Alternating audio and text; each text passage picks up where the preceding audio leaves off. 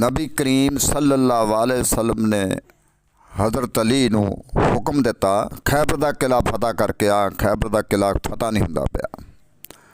हज़रत अली गए, साहबा कराम भी सी नाल।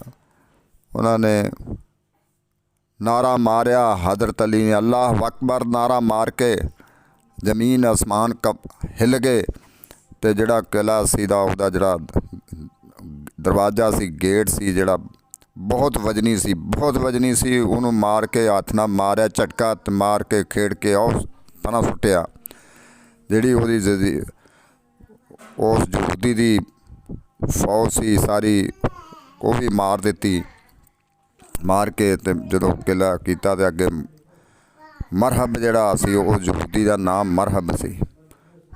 मरहब जिहड़ा वो निकलिया ते उन्होंने बड़ा गुस्सा आया।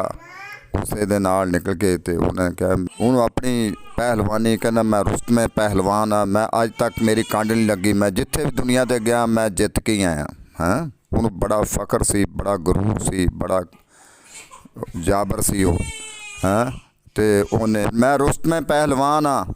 वो आया हज़रत अली दे नाल मुकाबला शुरू हो गया।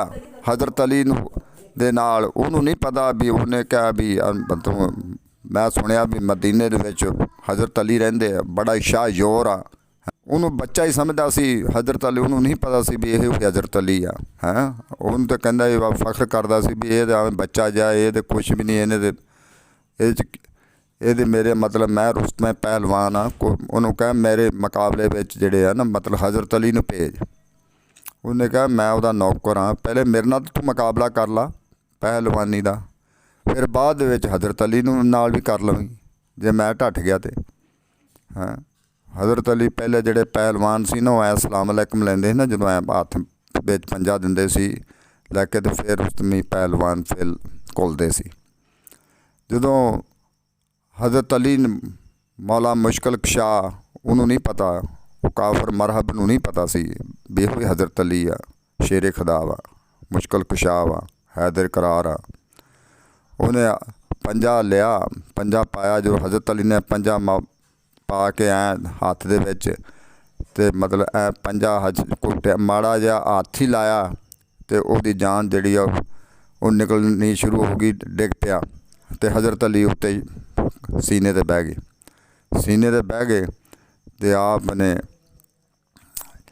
देखा, उन्हें कहा भी इतनी ताकत।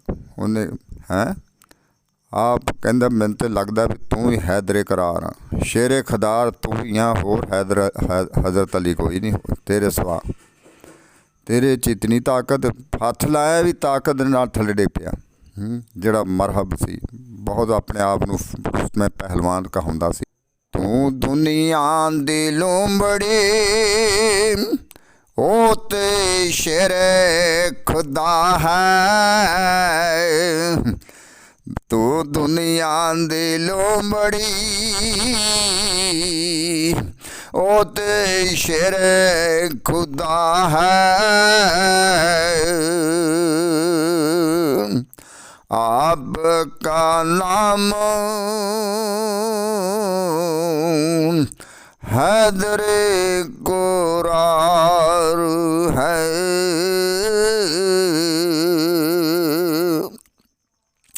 मरहब मार दिता। उस तो बाद किला फतह होया तो मरहब की एक बेटी सी, उहदे नाम हनफ सी।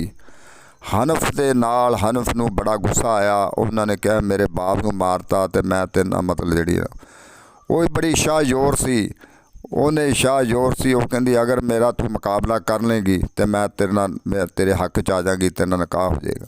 हज़रत अली आप 6-7 दिन तक आपने मतलब आप नाल पहलवानी की ते पहलवानी कर दी। 7वें दिन हज़रत अली मौला मुश्किल कशा हैदर करार शेरे खुदा उन्होंने मतलब जिहड़ा उस बीबी नूं ढा लिया। ढा के ते आप वो हार गई तो आप दे नाल निकाह कर लिया, किले दे कर लिया। करके ते उत्थे जो किले कर लिया आप जिहड़े कहंदा मैं हुण हैदर मौला मुश्किल कशा कह मैं मदीने चलिया तो उन्हें जे पिछे बेटा होया तो उन्होंने मतलब उसदा नाम हनीफ रखी ਤੇ ਉਹਨੂੰ ਮਦੀਨੇ ਟੋਰਦੀ ਜਦੋਂ ਮੇਰੀ ਯਾਦ ਆਵੇ।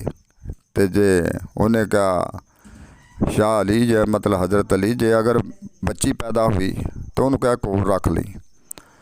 ਜਦੋਂ 14 ਸਾਲ ਇਮਾਮ ਹਨੀਫ ਨੇ ਸਾਰਾ ਇਲਮ ਪੜ੍ਹਿਆ, ਪੜ੍ਹ ਕੇ 14 ਸਾਲ ਤੇ ਉਦੋਂ ਬਾਪ ਦੀ ਬੜੀ ਯਾਦ ਆਈ, ਬੜੇ ਤੜਫ ਆਈ। ਉਹਨੇ ਕਿਹਾ ਅੰਮਾ ਮੇਰਾ ਬਾਪ।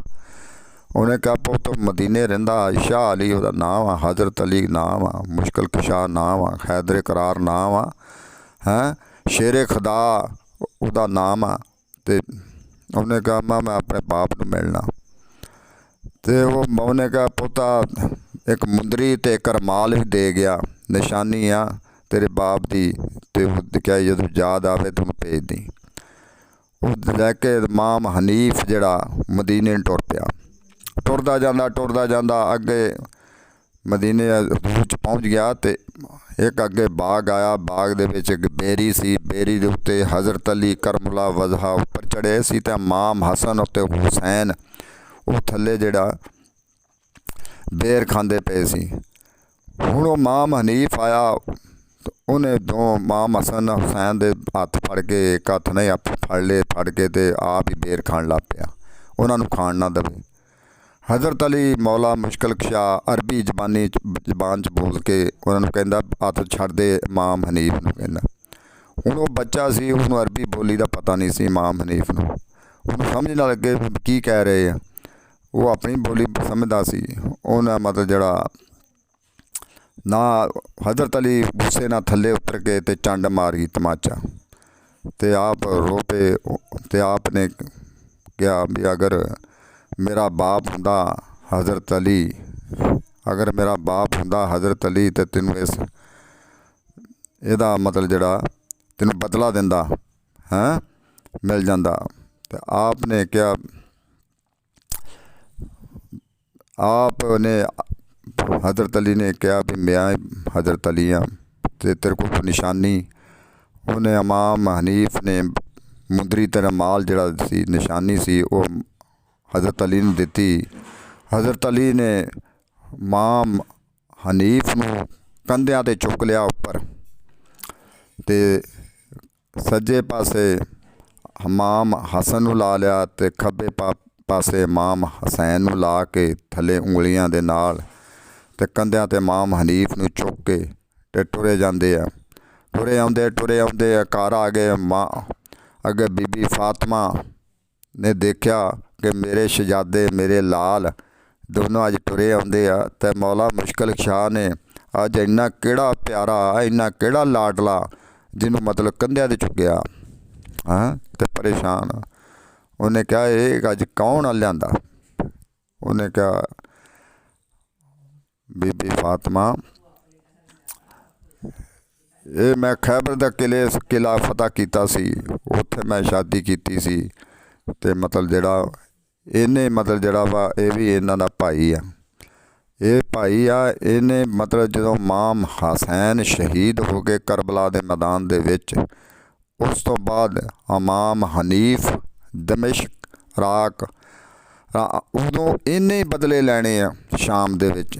ਬਾਅਦ ਦੇ ਵਿੱਚ ਇਹਨੇ ਜੰਗਾਂ ਕਰਨੀਆਂ ਵਾ ਹੈਂ, ਇਹਨਾਂ ਇਮਾਮ ਆਪਣੇ ਭਾਈਆਂ ਦੇ ਇਹਨੇ ਬਦਲੇ ਲੈਣੇ ਆ। ਹਾਂ ਆਪ ਨੇ ਲਾ ਕੇ ਤੇ ਆਪ ਨੇ ਘੁੱਟ ਕੇ ਚੁੱਕਿਆ। ਬੀਬੀ ਫਾਤਮਾ ਬਹੁਤ ਖੁਸ਼ ਹੋਈ, ਚੁੰਮਣ ਲੱਗ ਪਈ, ਮੱਥਾ ਚੁੰਮਿਆ ਬੱਚੇ ਦਾ ਤੇ ਬਹੁਤ ਖੁਸ਼ ਹੋਈ। ਖੁਸ਼ ਹੋ ਕੇ ਤੇ ਇਹ ਖੈਬਰ ਦਾ ਕਿਲ੍ਹਾ ਜਿਹੜਾ ਇਵੇਂ ਫਤਿਹ ਕੀਤਾ ਗਿਆ ਤੇ ਕਰਕੇ ਫਿਰ ਮਾਂ ਬੀਬੀ ਹਨਫ ਜਿਹੜੀ ਆ ਉਹਨੂੰ ਵੀ ਸ਼ੌਂਕ ਪੈਦਾ ਹੋ ਗਿਆ। ਉਹਨੇ ਵੀ ਮਤਲਬ ਜਿਹੜਾ ਬੇਟਾ ਸੀ ਉਹਨਾਂ ਬਹੁਤ ਮੁਹੱਬਤ ਰੱਖਦੀ ਸੀ ਇਮਾਮ ਹਨੀਫ ਨਾਲ, ਤੇ ਉਹ ਵੀ ਬੇਟੇ ਦੇ ਮਿਲਣ ਵਾਸਤੇ ਜਿਹੜਾ ਨਾ ਮਦੀਨੇ ਪਹੁੰਚ ਗਈ। ਮਦੀਨੇ ਪਹੁੰਚੇ ਉੱਥੇ ਤੇ ਉੱਥੇ ਮਤਲਬ ਰਹਿਣ ਲੱਗ ਪਏ ਹੈਂ। ਇਹ ਤੇ ਖੈਬਰ ਕਿਲ੍ਹਾ ਇਵੇਂ ਫਤਿਹ ਹੋਇਆ। ਮੁਸਤਫਾ ਜਾਨੇ रहमत पे लाखों सलाम शमाए बज़ में हिदायत पे लाखों सलाम शमाए جن کو بیٹھے بٹھائے ستایا گیا، جن کو دھوکے سے کوفے بلایا گیا، جن کے بچوں کو پیاس سے تڑپایا گیا، جن کی گردن پہ خنجر چلایا گیا، اس حسین ابن حیدر پہ لاکھوں سلام، شمع بز میں ہدایت پہ لاکھوں سلام، مصطفیٰ جان